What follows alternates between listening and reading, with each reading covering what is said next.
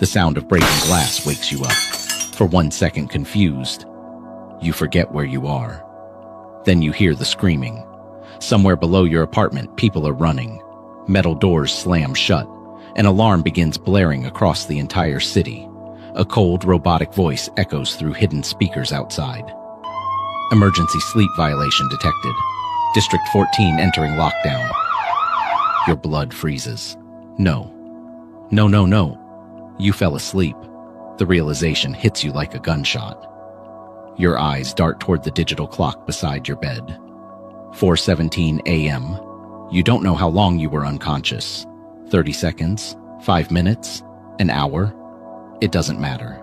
In this country, sleeping is illegal.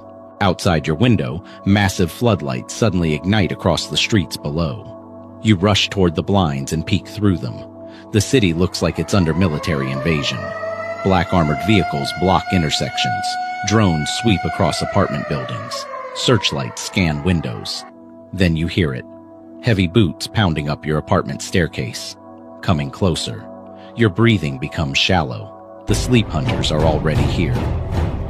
A violent bang shakes your apartment door. Citizen 18-443, open immediately. Another bang. The walls tremble. Your exhausted brain struggles to think clearly. You haven't truly slept in 6 days. The government-issued stimulants stopped working yesterday. Your hands shake uncontrollably now. You keep seeing things moving in the corners of rooms. Sometimes you hear voices whispering your name. That's what happens around day 6. First comes paranoia, then hallucinations, then the dreams begin, even while you're awake. Another violent crash rattles the apartment. Splinters fall from the ceiling. Final warning. You stumble backward, desperately searching the room for something useful. Your empty stimulant bottle rolls across the floor. You're completely screwed. Then the apartment speakers crackle to life. Reminder. Sleeping is considered an act of treason against public safety. Treason. That word still feels insane to hear. 3 years ago, people laughed when the government first suggested the Sleep Restriction Act. Back then, everyone still believed dreams were harmless. Then the disappearances started. Millions of people falling asleep and never waking up again. No bodies, no signs of struggle, just empty beds. And every victim reported the same nightmare before vanishing. A black hallway, a distant figure, and a voice saying, "Come back." Another crash shakes the door. You hear metal tools grinding against the lock now. The hunters are forcing their way inside. Then you remember the maintenance hatch beneath your kitchen floor. Rumor says old service tunnels still run underneath the apartment blocks. Most people avoid them. They say illegal sleepers hide down there. People who still dream. The government calls them infected. But right now, they're your only chance. The lock on your apartment door finally snaps.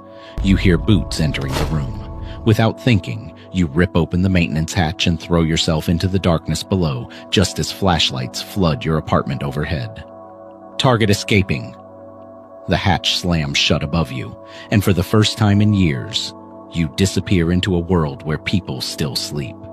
You crash hard onto cold concrete beneath the building. Pain shoots through your shoulder. Above you, muffled voices echo through the hatch. Thermal scanners active. Seal the exits. Your heart pounds violently. The underground tunnel around you is almost completely dark except for flickering emergency lights running along rusted walls. The air smells like mold and burnt electrical wiring. You force yourself forward. You already know what happens when the sleep hunters catch someone. Nobody sees them again. The government claims violators are sent to recovery facilities. Nobody believes that anymore. Last year, your cousin disappeared after falling asleep at work. 2 days later, his apartment security footage was erased from the national database, like he never existed. That's what terrifies people most now, not death. Erasure. The government doesn't just remove sleepers. It removes evidence they were ever alive. You hear metallic banging behind you. The hunters are opening the maintenance tunnels. Your pulse spikes. You start running deeper underground. The tunnel twists endlessly beneath the city. Pipes hiss steam overhead. Emergency lights flicker violently. Every few seconds, your vision blurs from exhaustion. Your body feels heavier with every step. Then suddenly, you hear whispering. Soft, almost impossible to understand. You stop moving. The tunnel ahead is empty, but the whispering continues. Come back. You spin around. Nothing. Your breathing quickens. Sleep deprivation. That's all this is. The government warnings were very clear. After day 5, the brain starts creating auditory hallucinations. After day 7, most people completely lose touch with reality. Nobody officially survives beyond day 10, at least publicly. You keep moving. Then the tunnel suddenly opens into an enormous underground chamber, and you freeze. People. Dozens of them. Some sitting around candles. Some eating quietly. Some sleeping. Actually sleeping. Your brain almost can't process the sight. One woman lies peacefully on an old mattress while another person gently covers her with a blanket. The entire room feels unreal, like you walked into another world. Several people immediately stand and point weapons toward you. Pipes, knives, homemade rifles. One older man steps forward slowly. His face is exhausted, but calm. You're being followed, he says quietly. You nod. The man studies your bloodshot eyes carefully. How long awake? 6 days. Murmurs spread through the room. A teenager whispers. He's almost hearing them. The old man motions for everyone to lower their weapons. My name's Marcus. You slowly lower your guard. Marcus explains this place is called The Quiet, an underground refuge hidden beneath the city where people secretly sleep away from government surveillance. You stare around the chamber again. You people actually believe sleeping is safe? Marcus almost laughs. No, he says. We believe staying awake is worse. A loud cough echoes from nearby. You turn and see a man violently shaking while sitting against the wall. Dark circles hang beneath his eyes like bruises. His hands twitch uncontrollably. Marcus notices you staring. Day 8, he says quietly. The man suddenly begins crying. Not loudly, just exhausted, hopeless crying. I can still hear them, he whispers. Nobody responds. Nobody even looks surprised. Marcus leads you deeper into the underground station. The walls are covered in strange drawings, black hallways, tall shadow figures, doors floating in darkness. Every image feels disturbingly familiar. Then your stomach tightens. You've seen these places before, in dreams. Marcus notices your reaction instantly. You've started seeing it too. What is all this? Marcus sighs heavily.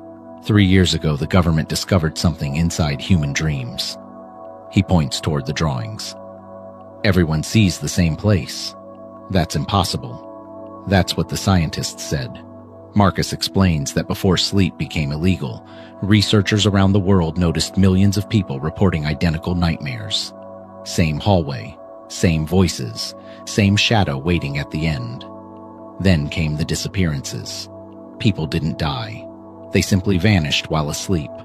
Locked rooms, surveillance cameras, no escape routes, just empty beds.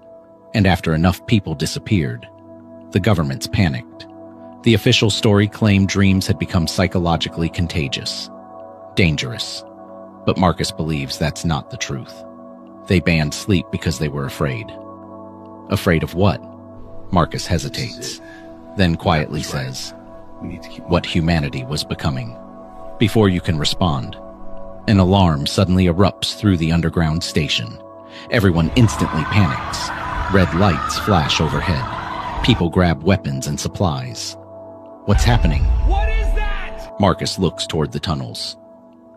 They found us. The sleep hunters arrive seconds later. The first thing you hear is their breathing. Slow, mechanical, like machines pretending to be human. Then black armored figures emerge from the darkness carrying strange weapons attached to oxygen tanks. Nobody speaks. Nobody warns. One hunter raises a weapon, and a deafening sonic pulse explodes through the station. Several people collapse instantly unconscious. The hunters rush toward them immediately, not killing them, taking them. The underground survivors fight back desperately. Gunfire erupts through the chamber. Pipes clash against armor. People scream. You grab a metal rod from the floor as chaos consumes the station. A hunter charges toward you. Its pale mask reflects the flashing red lights overhead. You swing hard. The metal rod slams against its helmet. The hunter barely reacts. Then it grabs your throat with terrifying strength and lifts you off the ground. Your vision darkens. The hunter tilts its head strangely, studying you. Then you hear something impossible. Not through your ears, inside your mind. You're close. The hunter suddenly releases you. Confused, you stumble backward, gasping for air. Then your vision blurs violently. Your body finally begins shutting down. You micro-sleep. For less than a second, the world disappears. And suddenly you're standing inside the hallway. The black hallway. Endless darkness stretches in every direction. Tall figures stand silently along the walls, watching you, waiting. One of them slowly points toward the far end of the corridor.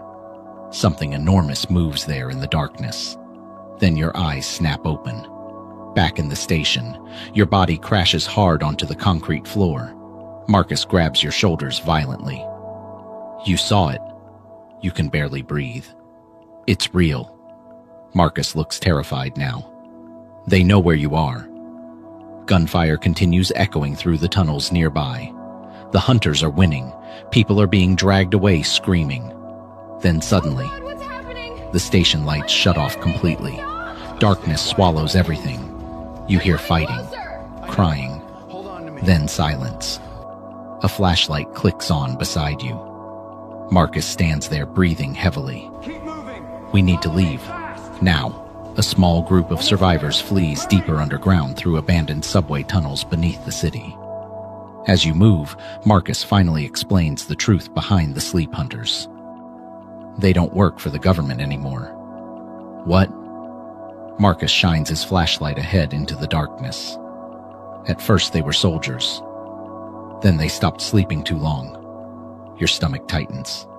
Marcus continues. The government discovered people who stayed awake for extreme periods began changing. Hallucinations? No, Marcus whispers. Connection. The survivors eventually reach an ancient steel blast door hidden behind collapsed subway tracks. Marcus enters a code. The massive door slowly creaks open, and you stop breathing. Hundreds of